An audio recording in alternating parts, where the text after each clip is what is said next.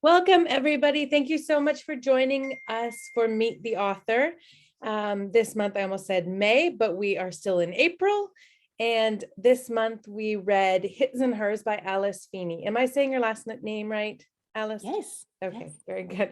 So I'll just read a very short synopsis of our author, and then we will start into our questions. And actually, I'll let you introduce yourself as well, Alice, if you want to expand on anything that I do say in your bio.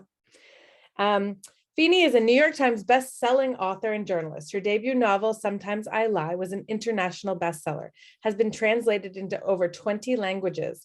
His and Hers is being adapted for screen by Jessica Chastain's Freckle Films. Rock, Paper, Scissors is her fourth novel and is also being made into a TV series for Netflix by the producer of The Crown. Oh, so much to unpack here. Alice was a BBC journalist for 15 years and now lives in the British countryside with her family, which sounds idyllic. Daisy Darker, also, we need to talk about, is her fifth novel, and it will be published in August of this year, sorry. All right, welcome, Alice. Thank you so much for joining us. Is there anything that I didn't mention that you feel you should mention? Thank you for having me. It's so exciting and lovely to see you all and speak to you all. No, I think you pretty much covered it. That sounded really exciting. I sort of have pinch myself moments all the time thinking, gosh, really? Isn't that just brilliant? No, it's all been a bit of a dream and a bit of a fairy tale for the last few years for me since I got my first book published. And that's all I've been doing since, sort of scribbling away and typing more books, and fingers crossed people keep reading them and enjoying them. So what did you do before you wrote full-time? So I was a journalist for the BBC for 15 years, and for 10 of those years, I was secretly scribbling away, and I would type on the train to work, and I'd be, on the rare occasions when I had a lunch break, I'd be doing some work in my lunch break, and then I'd be fibbing to friends and family at the weekend saying, oh no, I've got to work or I've got other commitments, and really I'd be in my shed writing my secret stories. But I would send them off and I would collect a lot of rejection letters each year. And then I'd pick myself back up again and I'd write another book. And then one year I wrote a book called Sometimes I Lie. And instead of collecting the rejection letters, which I got quite used to, big fat folder of them, I had 15 agents who were all asking to read the rest of the book. And my dream agent got in touch and became my actual agent, which still seems a bit crazy and pinch myself. And everything's been pretty exciting and fun since. I'm now allowed just to sit and write every day, which is a dream come true. So I do have to ask, what year did you publish Sometimes I Lie? So it was published in 2017 in the UK and it came out in 2018 in America. Okay. And I got my deal in 2016. So 2016 was this crazy year for me where I will always remember sitting in the newsroom, and we have a presenter at the BBC here called Hugh Edwards, whose eyebrows do these funny dances when he's thinking things. And he was sitting next to me that day, and I got the phone call from my agent saying that a publisher wanted to buy my book and publish it. And I just remember my hands were shaking and I couldn't tell anyone. It was all a big secret. So I had to sit at work and carry on doing the news when all I could think was, I'm really maybe going to have a book published. Oh my goodness, this is maybe real. And I remember being on the phone to my agent, hiding under my desk and saying, is this real? Is this real? Because it all just felt too good to be true. It still does. I still sometimes wonder, is this really happening? Or am I in a coma somewhere? But hopefully it's all real, and hopefully you're all real, and we're all here tonight chatting about books. Very good. I actually lived in London from 2007, and I worked in publicity. So, so maybe our paths crossed at some point. You might have seen me once on a train going tap, tap, tap, tap, tap. Yeah, absolutely. All right. Some nice comments in the chat. Joanne says it's the best book she's read ever in the group. So that's amazing. So kind, thank you. And Christina's saying that she listened to it via audio and it was amazing, and it was her favorite read. Okay, I'm going to get to the questions now. That one is about the end, so let's wait on that one. Okay, so the scene from the book is Blackdown Village. It's almost its own character. Can you discuss the choice of setting for the book? Yes. So with His and Hers, it was actually my favorite book to write. I wrote it very quickly, and it was two very old ideas that had been simmering away in the background in my head, which one day just came together, and the whole story was there, and I could just sit and I could just write it. But in my old house where I used to live, we were surrounded by woods. So there were woods at the front of my house, there were woods behind my house, and every day, regularly, I would take my dog for walks in these woods.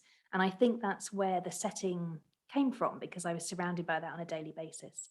And there were lots of little villages in Surrey where I used to live that were just like that. They were just like Blackdown, where you'd have this tiny little village where everybody knew everybody else, surrounded by these dark, tall trees, almost hiding all the secrets that the villagers had. And I think it all came from there, really. I think that's how it all started.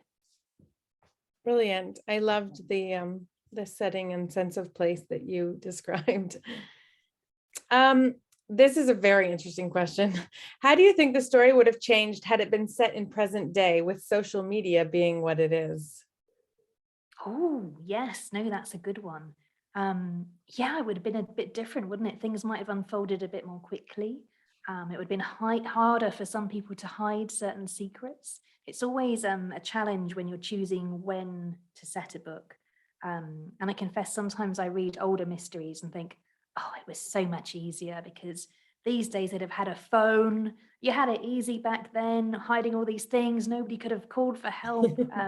So no, it's always interesting choosing when to set a book and then trying to get over those little hurdles that can cause, where you don't want everything to be too easy for everything to come together in the wrong way. And there needs to be a few challenges, a few hurdles for the characters to get over.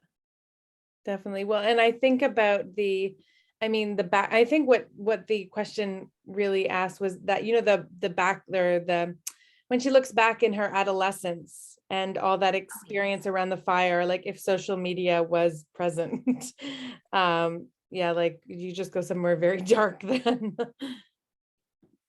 I'm quite grateful that we don't live in those times. I've often thought that I'm really glad I'm not a teenager now, and that, that it must be so difficult to live your entire life through a screen in that way, and to be every single thing you do, everything you say, judged constantly. I'm quite grateful that I didn't grow up in those times, and that for most of my childhood, we had 3 TV channels.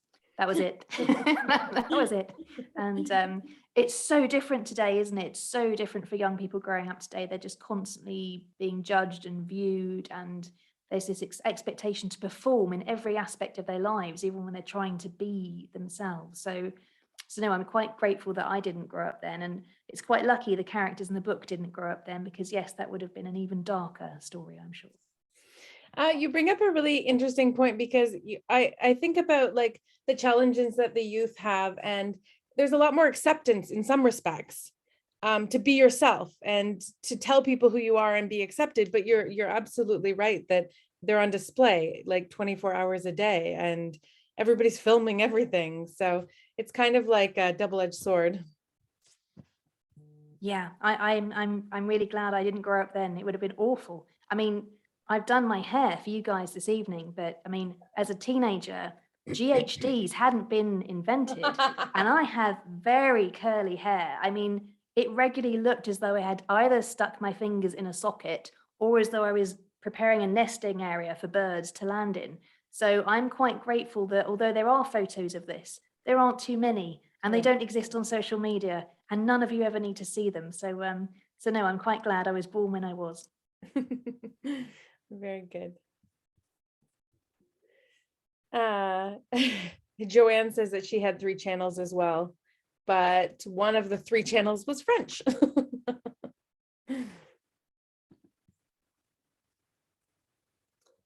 Oh, did I cut out there? Can you hear me? I think so, a little bit. Yeah, I can now, yes. Okay, great. Yeah. All right, so let's move on to the next question here.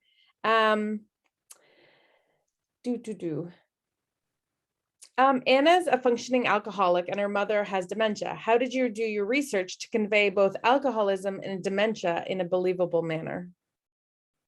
Well, my Nana, who I was named after, she unfortunately suffered from dementia. So I had a quite upsetting front row seat to that growing up. I have so many stories about my brilliant Nana, but towards the end, the way that she would flip, and I know that if any of you have known people who've experienced dementia, you'll have seen this, you'll have witnessed it. 1 minute she would be my Nana, and the next second she would turn into this almost unrecognizable person, speaking in a way that was unlike my Nana ever spoke in real life. And it was such a upsetting and difficult thing to witness that it's always sort of still been there in the back of my head. And so that, I think, went into that character in quite a big way. I wanted to explore that, but also I used to work in a care home for the elderly, and it bothered me a lot, and still does, the way that elderly people are judged as though they've got nothing left to offer society. Elderly people have so much to offer us, and people underestimate them all of the time.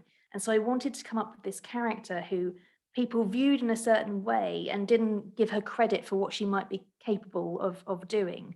And so that was how a lot of that came about. And the journalist side of things and the functioning alcoholic, well, working at the BBC for as long as I did, I knew a few functioning alcoholics, and I felt like I had plenty of material in the back of my mind for writing about that. But I think especially during the last couple of years, during the pandemic, I have a lot of good friends who are drinking a bit more than they used to. And I think for a lot of people, especially during the strictest of lockdowns, having that drink in the evening was the one thing that they had to look forward to and kept them going. So I think it's something which even people who perhaps previously couldn't relate to, now they can. They can understand how easy it is actually to become a little bit dependent on alcohol and to use it as a bit of a crutch to get through the more difficult times in our lives. Thank you. Joanne has a great question here, and actually I'm going to make it a two-part question because we got emailed a question that it's all going to come down to if you're a pantser or a plotter in the end. So Joanne wants to know if you knew which character would wind up being the murderer right away, or did it switch as you developed the story? And then the other question was, Jack and Anna get back together in the end. Was this always in the plans? Oh, I'm a definite planner. I think writing a book for me is a bit like going for a big walk in the woods. I would never set off without knowing where I was going, because if I didn't have a map or a plan, I would spend the whole time worrying about getting lost rather than just enjoying the journey. So for me, actually, just behind you guys on the wall, there are colored cards everywhere. It looks like the workings of a mad woman, because it's the plot for my next book. But that's what I have to do before I can even start. So I tend to think about my books for a long time, and by long time I mean years. And then eventually I'll settle on an idea, and then I have to plot everything out behind you with colored boards and all the different bits. And only once I've reached that stage do I commit to writing the book, because it is a commitment. It's, at least a year of my life for each one, sometimes more. So you want to be sure, I think, as a writer, the way I write anyway, you want to be sure that these are the characters you want to spend the next year of your life with. This is a story that you genuinely believe is worth telling, and you want to believe that you're writing in a way that readers are going to enjoy. So no, I plan everything and I know everything before I start, but that doesn't mean things don't change as I go along. So, even if you were going for a beautiful walk in the countryside and you had your whole route mapped out for you, there might come a time where you see a cute little church off to the right. You think, do you know what, we're going to have a little diversion and we're going to stop off down here. And so things do change as you're writing and as the book evolves while you're coming up with different plots and storylines and characters. But yes, the basics, I need to know where I'm headed. All right, very good. So Christine, good question. She wants to know, let's touch really on how it was written. You wrote from Jack's perspective and you wrote from Anna's perspective. A lot of people appreciated having both views, especially when you were talking about a similar situation. You were getting both sides of the story. Christine wants to know if you write one perspective fully before switching, or do you go back and forth as you write? Both. So I felt like I knew Anna and Jack very well, and I would write the story for most of it how you will have read it. I will have written it in that order. But there would be days where I was having a really good Anna day, and I felt like I was very much in Anna's shoes, and I might carry on and do a bit of extra Anna. And similarly with Jack, if it was a good Jack day and I felt like things were going well, occasionally I might write more than one of their chapters and then slot other things back into place. But sometimes you just have to go with what's working as a writer. You know, you have good days and you have bad days like any other job on the planet. So yes, if I'm having a better day with one or the other, I might stay with them a little while longer and until I decide that actually I need to switch back. That's interesting. Mostly because you're such a planner, so it's cool that you can kind of do both. Adele wants to know if so total spoiler here, if anybody hasn't finished the book. We all have read the book. That's the idea, Alice. We're not spoiling it on purpose, but did the daughter really know in the end that her mother was guilty of committing these acts? Oh, I can't tell you. I think I really love how readers have different interpretations of my books. So with my first book, Sometimes I Lie, a lot of people had a different idea of what the ending was. And that made me really happy because I think that's like life. We all interpret things in different ways. So when I send the book off out into the world, it's no longer just mine, it's yours too. If you've read the book, it's yours too. And so I want you to have your own version, and therefore you can decide what you think it means. And you're not wrong because there is no wrong. So yes, I'll leave that up to you. So you reserve judgment. Christine said and I quote, you said you have lots of ideas before picking one for a book. Do you write these ideas in one book? Are you organized, or do you have a post-it with one idea? Oh no, I write them all down. So I feel like I know what I'm doing up to book 10. I feel like I've decided and I've settled on which ones are going to be for then. But after that, who knows? I think I have more ideas than, sadly, years left to write them all. So I have to be quite picky and choosy. And I think that's why I like to plan everything out before I start, because I'm scared of picking the wrong one. But I do write them all down. Keep everything. If you're a writer or an aspiring writer, keep everything. Everything becomes useful at one point or another. So I have a character question. Jack's colleague, like from his point of view, seemed very odd to me. And I think that was to sort of like make you wonder how involved she was in everything. But what, in your point of view, what was her deal? She had a crush on him, or? Priya Patel? Yes, Priya. Oh, I love Priya Patel. I love Priya Patel with her brogues and her shiny shoes. And even when she's walking through a muddy forest, she's got these perfect little cute shoes on with her little laces and her ponytails swinging all over the place.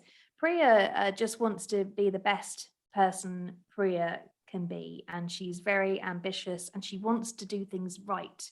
She wants to be as good at something as she can be. And I think she's very misunderstood by all of us, including Jack. And I think that's part of what makes me like her so much, because she's trying so hard. She's trying so hard to make people like her. She's trying so hard to do her job well. And sometimes she doesn't quite get it right. But I found that quite adorable. I like a trier. I like people who try. All right, so we're getting into the nitty-gritty here. We have a question in the chat. She says, I felt like Jack, as a murder investigator, should have been smarter than to keep Rachel's phone on and in his pocket. Was there a reason that he did that? He's a man. We've got to, we can't be too judgmental here. The poor guy, he's a man. He can only do what he can do. And And to be fair on poor old Jack, he's been through a lot as well. We don't realise quite at the start of the story how connected he is to some of the other characters, and that some of the heartbreak that they have been through, he has also experienced. So I think having gone through this very difficult period in his life, and then poor old Jack thinks finally something interesting is happening in Blackdown. And then poor old Jack realizes that he might not just be investigating this murder, he's somehow involved in it, but he isn't sure what's going on, and someone is playing games with him, or has he lost his mind, or has he lost his memory? I feel sorry for him. I think it's quite understandable that he might make a few tiny slip-ups. Okay, we'll give him that allowance.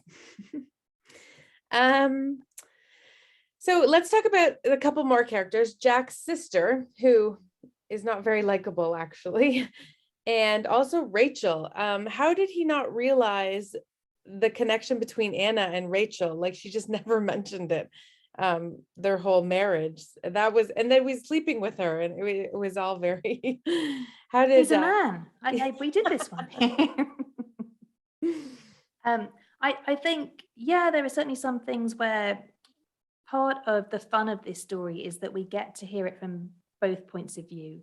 And part of the fun of writing something in that style is how there can be one event and two people will remember that one event in very different ways. And I think we all do that all of the time. None of us remember things in exactly the same way. I will remember our lovely chat tonight in one way, and you guys will remember it in a slightly different way, because we all have these individual memories of things that happen to us and things that we experience. So yeah, I'm gonna forgive him for that one too. Plus, he's been doing some stuff he might be a little bit embarrassed about or feel a little bit bad about. And I think there are certain things that we all perhaps would rather keep to ourselves. And I think that's what Jack's up to. So I had no idea not until the very end, I will admit it, I had no idea who the murderer was. But there is that one scene where the mother is just randomly in the field. And I feel, looking back, I should have realized at that point what was going on. Is that where you felt like you were giving it away? I feel really lucky. There are some readers who go back and they read the books all over again. And it's brilliant, but it also means I have to always make sure that there are enough clues there. Because if I read a mystery or a thriller and then the twist comes out of nowhere, I just feel a bit cheated. So I always try very hard and make sure that the clues are there as you go along, so that if you were to read again, you go, okay. And I have brilliant editors who also make sure that I do that. They wouldn't let me not do it. So yeah, I try to drop different clues. And I love, with my first readers, when I first let people read the book, I ask them to write down who they think the baddie is, steps all the way through, to make sure that hopefully the reader is thinking and feeling the way I want them to feel at certain points in the book. And sometimes it works, so that's good. Very good. Let's just see here. Oh, sorry. Sorry, I did get a message for Dawn. Dawn, feel free to ask, because I actually don't know what it is. You can either ask it in the chat, or I can put you live if you want. Well, I can just ask it verbally. Can you hear me if I'm on mic? Yeah. Yes. Exciting. Well, yeah. So hello, Dawn. Thanks. The book was really interesting and I really enjoyed reading it. I have a 15-year-old daughter, so I think there was levels of Mrs. Andrews that I thought about in a different way, because it's, I have a 15-year-old daughter. But the question comes from last night's group. We had our virtual book club last night, and one of the ladies couldn't attend it, Rita, and she was really curious, and we had quite a bit of discussion around Anna's mother, Mrs. Andrews. And there was kind of two parts to this question. One is, her and I, both Rita and I, kind of questioned, and some other people on the call, that could she have possibly have killed Charlotte? And, in your development of the character, did that ever cross your mind? And then I have another question about Anna, the character. Oh, yes. Most things crossed my mind at one point or another during the writing process.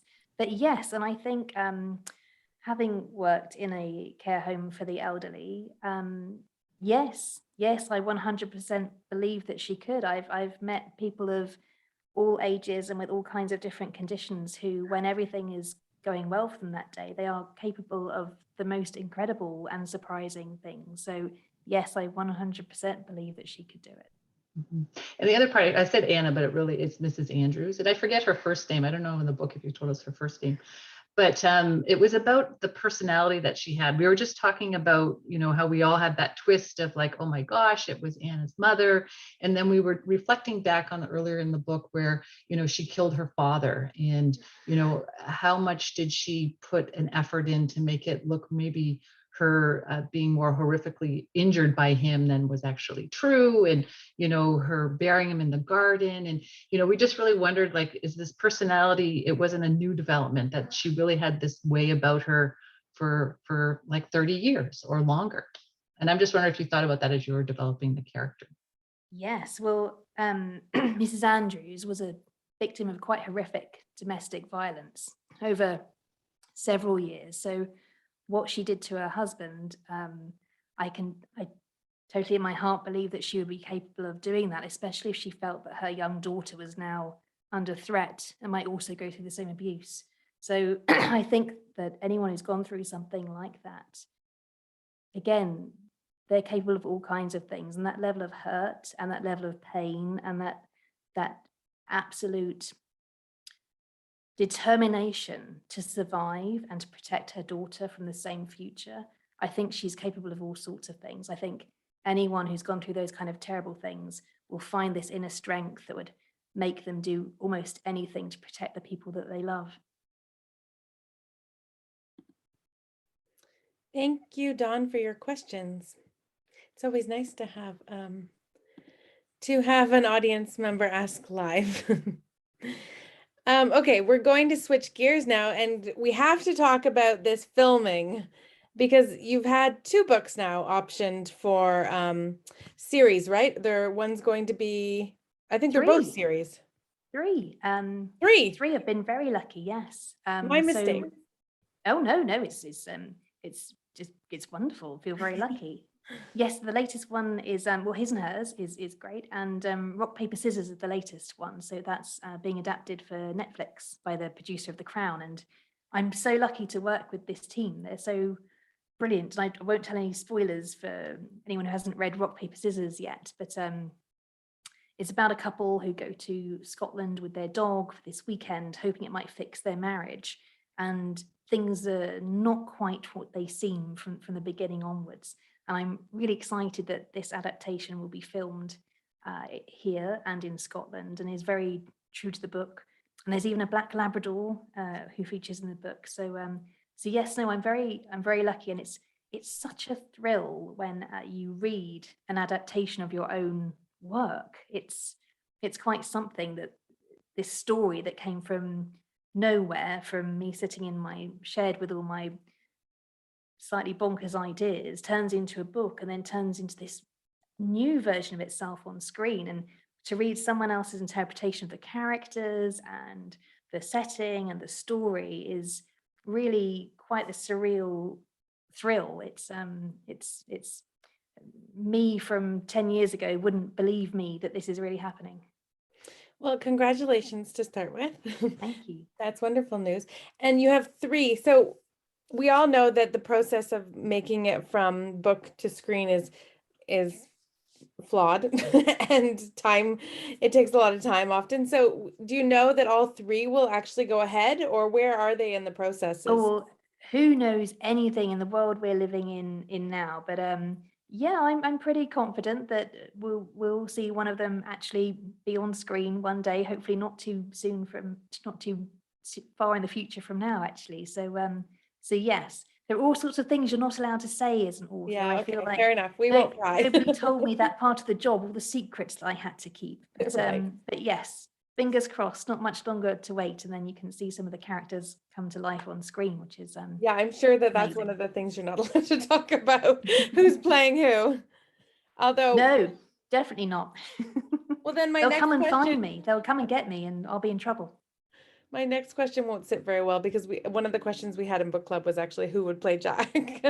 And Does anybody have any suggestions? If you want to pop them in the chat. I said Colin Farrell. I know he's Irish, but I thought that he would make a good Jack. I think there are lots of brilliant candidates that would be a great Jack. I found Jack quite attractive, I will say. I thought it was a bit of all right.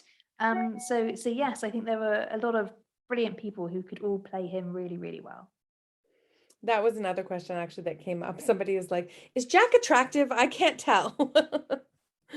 Sometimes. I think it depends what mood he's in.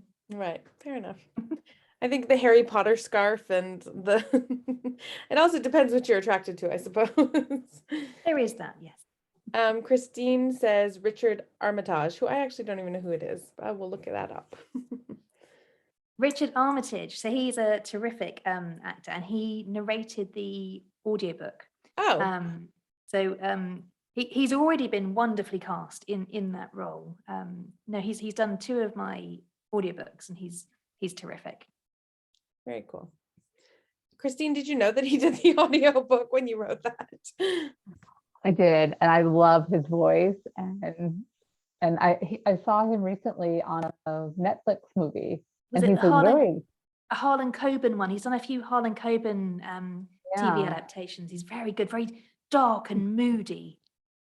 and after seeing that, and then hearing the book, and I had him in mind for Jack. He's a really good actor for this kind of genre. You totally believe that he could be a nice guy, but maybe he isn't. So he's spot on for this sort of thing. Yes. All right, so if you have any other questions, ladies, make sure you get them in, because we're going to start to wrap up. But before we do, Alice, we absolutely need to know everything about Daisy Darker that will be coming out in August. Yes. So today actually was day 2 of us recording the audiobook for Daisy Darker, which again is one of my favorite. I love all of my job. I really do think I've got the best job in the world. I'm very lucky, but hearing the audiobook being recorded is such a treat, because it means all the edits are over. So that's nice. Yeah. And I'm it's definitely the final version of the book, but also you hear your characters coming to life for the first time. These characters who have really only lived inside my head suddenly have a voice, and I can hear them. And no, it was really great today. I felt quite emotional, because I was hearing the story come to life, and the producer who was recording it, the producers who record my audiobooks, the actors have been the same every year, but the producers have been different.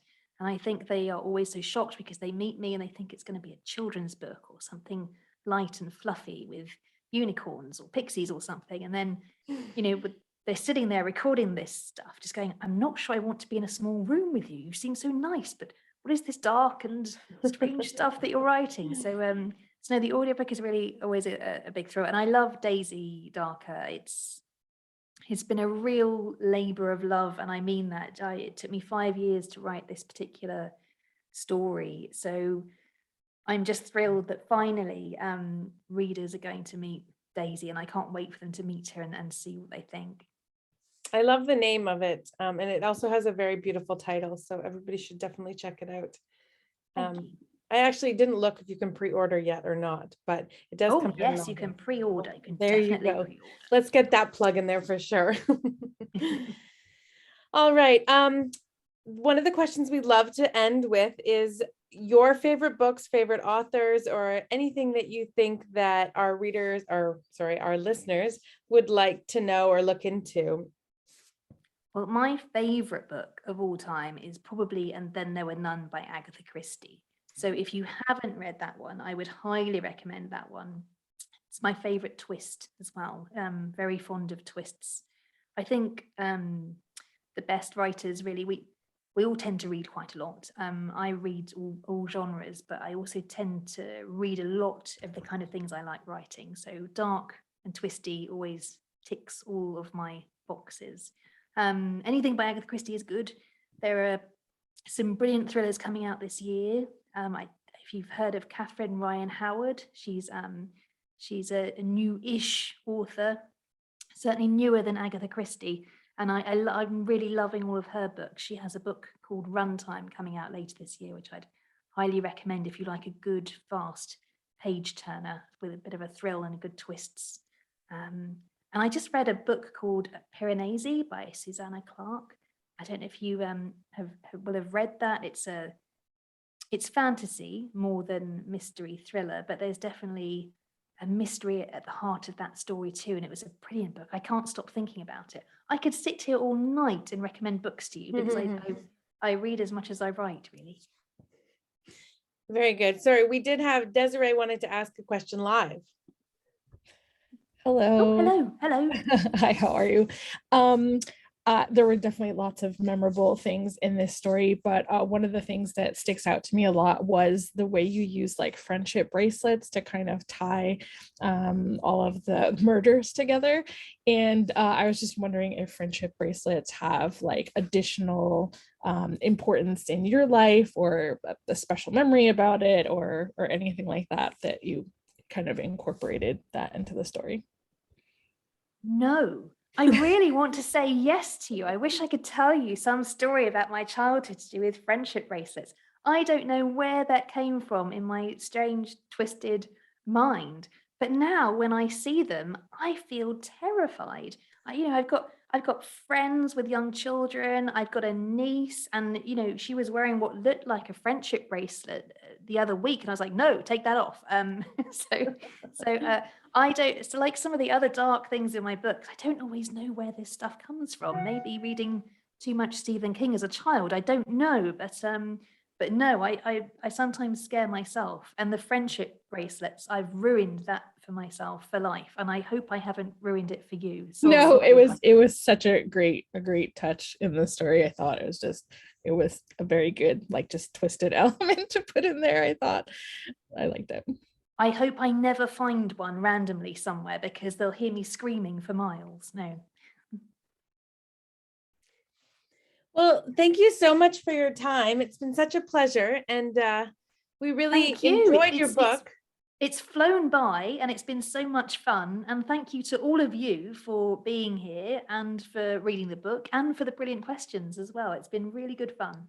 Well, we look forward to the next book, and hopefully we'll be reading another one of your books in book club, and we can do this all over again. We could talk about Daisy Darker. That's my favorite. Yes. Absolutely. Absolutely. Well, go to sleep now.